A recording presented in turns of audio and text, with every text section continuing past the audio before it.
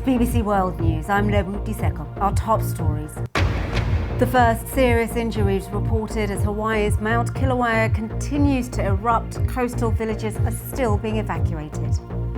Lava spurting into the air, and you can hear it even from this distance. And people who live nearby say at times their homes have been shaken by the sheer force of the eruptions. An end to tariff threats. China promises to buy more US goods and services to reduce the trade imbalance. Venezuelans go to the polls. The president's expected to win a second term, but the main opposition is boycotting the vote. I'm Azzy Fani. Coming up in sport today in 15 minutes' time, Elina Svitolina thrashes the world number one, and Rafa Nadal comes from behind to win in Rome.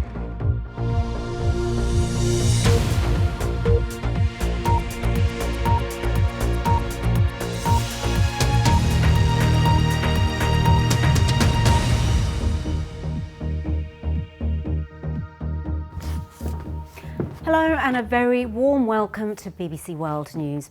More people are being told to leave their homes on Hawaii's Big Island as fountains of lava from the Kilauea volcano continue to flow. And you can see in these pictures molten lava just engulfing that house there as it continues pouring from the ground.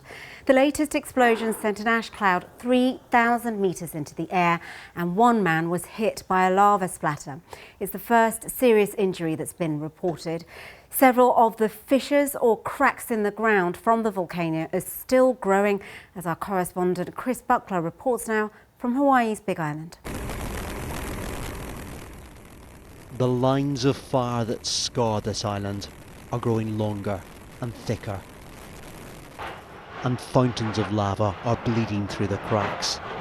The Kilauea volcano is slowly eating through the ground it once created. 3,000 feet above the ground, but you can actually feel the heat of the lava and you can smell the smoke. As the lava has risen up, people have been warned to leave if they live in its path. At this shelter, they're offering food, clothes and help for those who have had to evacuate their homes. But there are families who already have nothing to return to. The house burned down Saturday. So you've lost your house? Oh, everything, because we got nothing out. So everything. I have three t-shirts and 3 shorts. So everything we've got right now we've been buying or it's been donated. How do you feel at this point?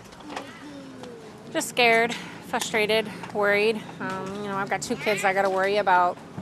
Where are we going to go from here? Where are we going to rebuild from here?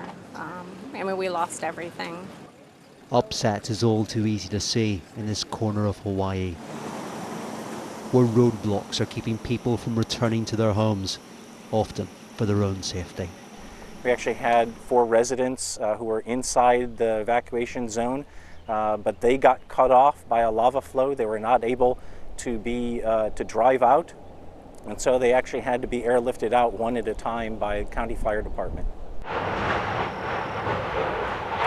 And all the time, the Kilauea volcano continues to threaten.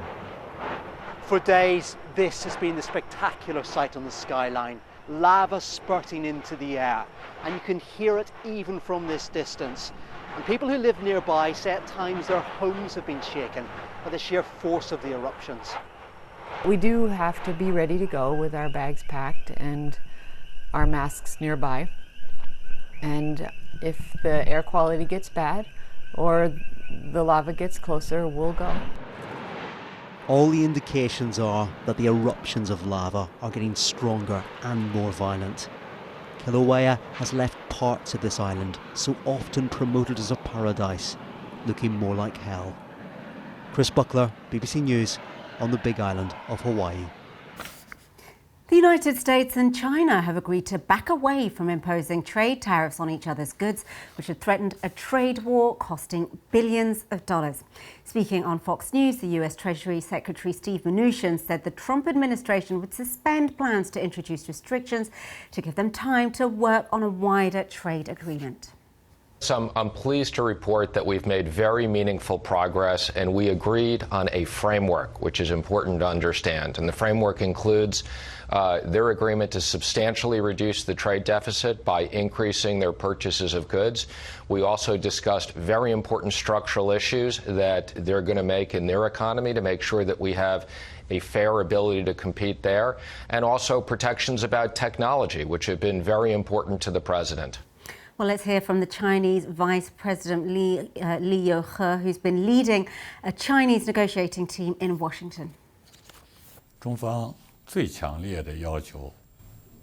strongest demand from both the Chinese side and the U.S. side is to stop the trade war and stop imposing more tariffs on each other's products. This time, both sides pledged to stop the trade war and develop good relations, be it in trade or in investment. I think this is a major demand from both countries. Well, Robert Delaney is the South China Morning Post U.S. Bureau Chief and joins me now from New York. Thank you.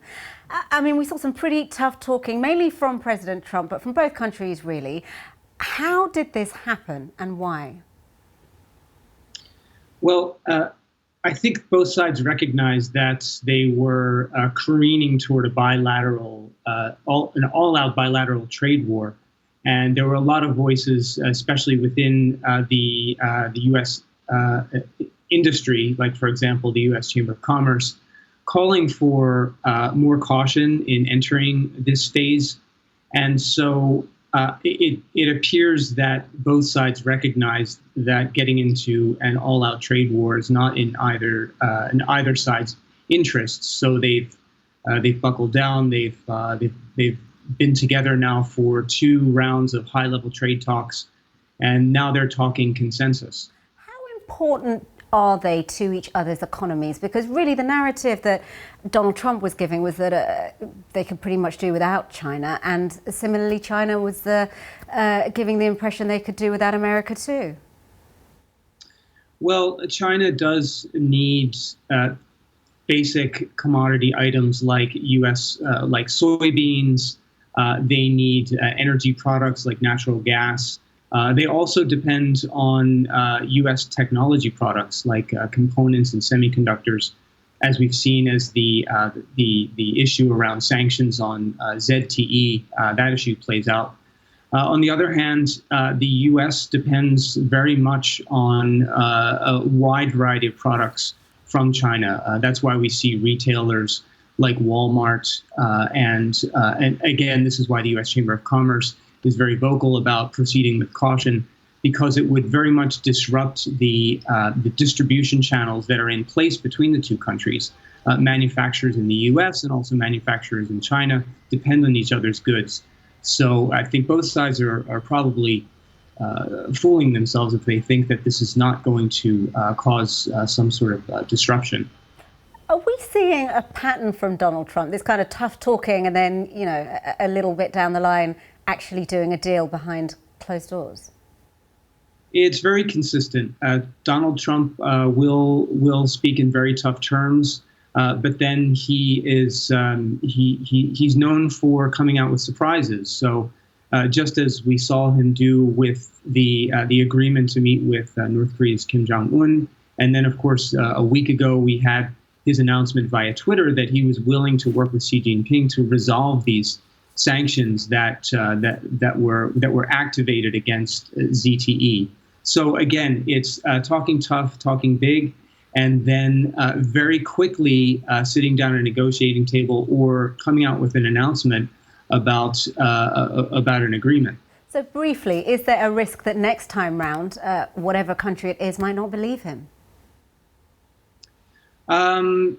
It's possible, but as we've seen with this presidency, it's dangerous to predict how things will unfold when it comes to Donald Trump's dealings with other countries. Not to mention his dealings in domestic politics. All right, Rob Delaney, I think a lot of people would agree with you there. Thaning you for giving us your thoughts on that. Now, the royal family has thanked tens of thousands of people who travelled to Windsor on Saturday for the wedding of Prince Harry and Meghan Markle. The streets outside the palace were packed with people celebrating the couple's big day, while millions of others around the world watched on TV. Now, the designer of Meghan Markle's wedding dress has been giving more details about how it was created. Our royal correspondent Danielle Ralph has more. It was the big reveal, the first sight of the wedding dress. And behind the bride, straightening the 5 metres of veil, is Claire Waite-Keller, the British designer of the dress. She had kept fashion's big secret. Givenchy was not widely rumoured to be the fashion house to win this coveted project. The aim was always to design a dress that was simple, sharp and timeless. I think with Meghan, she's so modern and fresh, and I think that was part of what she wanted to be. It really wanted to represent her. I wanted her to feel absolutely incredible in the dress, and also I wanted her to feel like it was absolutely right for the occasion too. For 5 months, the dress was made in Paris by a small team of people, many of whom didn't even know who the gown was for. All of those who worked with the bride yesterday described her as relaxed and unfazed by the scale of the event ahead of her. It was a beautiful moment. She's just so easy on that level, you know what I mean? It's just that kind of very loose kind of style, and easy and not contrived, so. The wedding is likely to be one of the most watched TV events of the year. A peak audience of 13 million watched the BBC coverage. It's thought more than 1 billion watched globally. After sharing so much of their wedding day, the evening reception was a private affair. The couple drove through the grounds of Windsor Great Park for the black tie party nearby. The bride wore a new piece of jewellery, an emerald-cut aquamarine ring, a gift from her husband. It had come from the jewellery collection of his mother, Diana, Princess of Wales. The fireworks over the castle last night, one of the few clues as to what was happening inside. Further hints came via social media. Tennis player Serena Williams posting this video of herself en route to the party. The Duchess of Sussex now has her own page on the royal family website. She describes herself as a feminist. The new Duke and Duchess of Sussex will carry out their first public engagement as a married couple on Tuesday. They'll attend a garden party here at Buckingham Palace to celebrate the work of charities supported by the Prince of Wales. This afternoon, the bridal bouquet was laid on the grave of the unknown warrior in Westminster Abbey, a tradition dating back almost 100 years, after what was the most modern of royal weddings. Danielle Ralph, BBC News.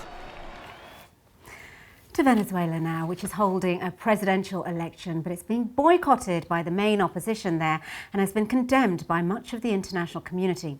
Voters are expected to choose Nicolas Maduro as president for a second term. That is despite polls showing he's been blamed for an economic crisis that's led to food shortages, rising crime and hyperinflation.